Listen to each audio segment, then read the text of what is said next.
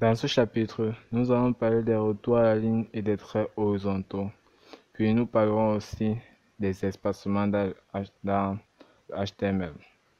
Les retours à la ligne sont couramment utilisés lorsque nous voulons partir à la ligne et les traits horizontaux sont couramment utilisés lorsque nous voulons quitter d'une sémantique à une autre. Nous allons commencer par les retours à la ligne.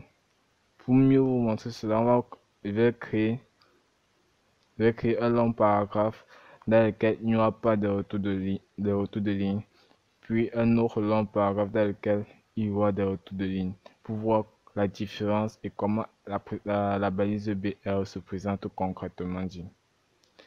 Tout d'abord, rectifions d'abord notre titre, le titre de notre chapitre. Les retours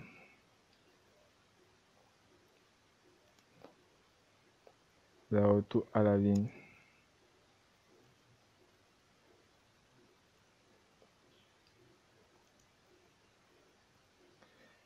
Le trait de soulignement.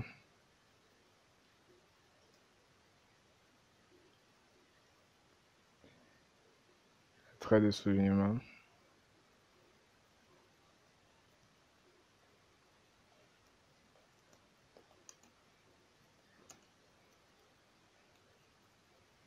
Les espaces.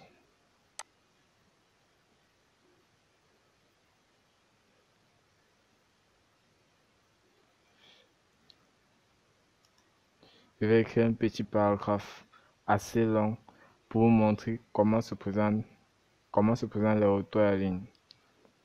Si vous avez un texte par exemple dans Excel ou dans n'importe quoi, vous pouvez le copier pour mettre et vous tester cette balise. Ça dépendra de vous, mais pour moi, je n'ai pas prévu de test à l'avance, donc je vais improviser là maintenant.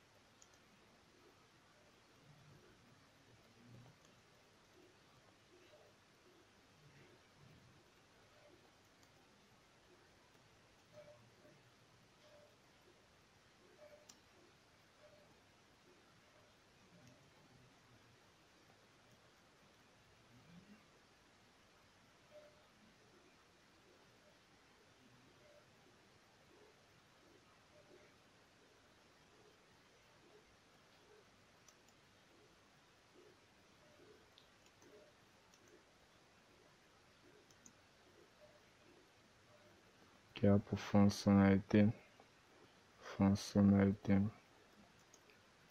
de permettre des retours à la ligne.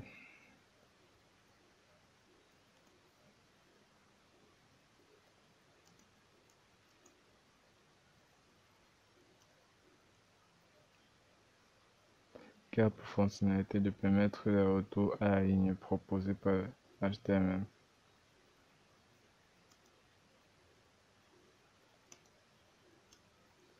Proposé par le W3C.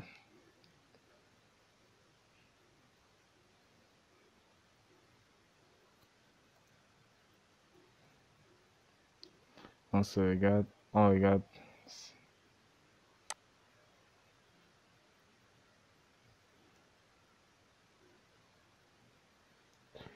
Ok, je pense que là c'est bon. Je vais mettre un retour à la ligne quelque part. Je mettrai un retour à la ligne sur fonctionnalité. Je viens là, j'écris la balise BR. Je ferme la balise. Et je constate qu'au niveau de fonctionnalité, après fonctionnalité, mon paragraphe a fait directement un retour à la ligne. C'est le comportement que nous attendions bien sûr. Et la balise BR est une balise orpheline. Elle ne possède pas de balise fermante, elle n'a que de balise ouvrante.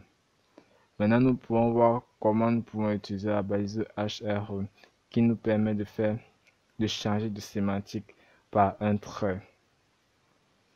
C'est simple. À la suite de notre balise BR, nous allons écrire notre balise HR.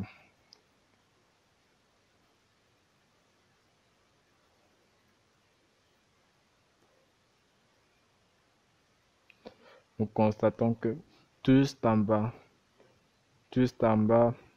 du côté, avant le retour à la ligne, il se trouve que nous avons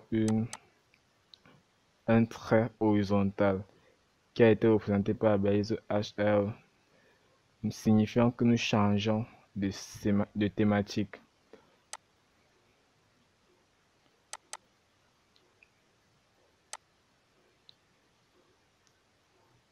Maintenant, nous allons voir comment nous pouvons faire les espacements en HTML.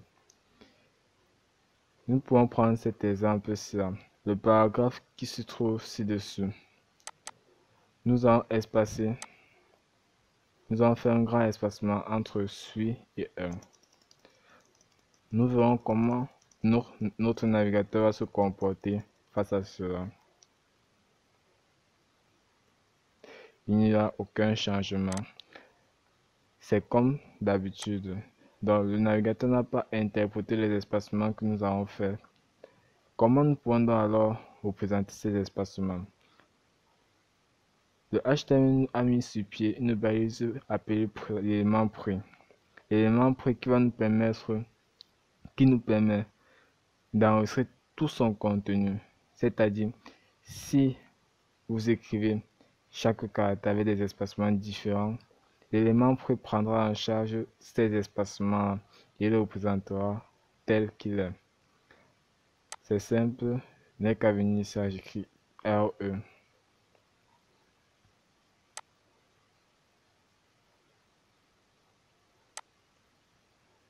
RE.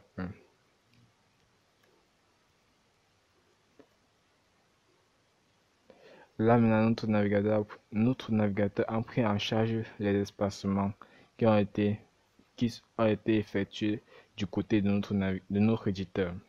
C'est à ça que c'est couramment la balise prix. La balise prix nous permet d'enregistrer les espacements entre les mots, ce que le navigateur ne peut pas interpréter sans l'élément prix.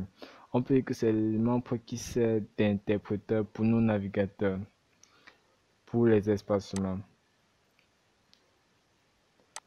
C'est un peu à ça que c'est plus souvent la balise prix. Mais dans le cas contraire, si vous n'avez pas trop besoin des espacements dans vos paragraphes, on peut aussi faire les espacements avec du CSS. Mais le HTML propose la balise prix comme une alternative nous permettant de faire des espacements entre les mots.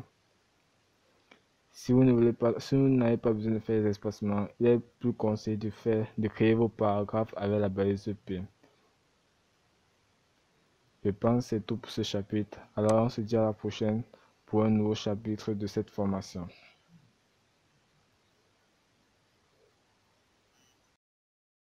Si vous trouvez que je fais du bon contenu, vous pouvez me soutenir soit en vous abonnant à ma chaîne YouTube ou en faisant un don à ma page YouTube via le lien qui se trouve en description. Cela me ferait plaisir et m'encouragera beaucoup à continuer à créer du bon contenu.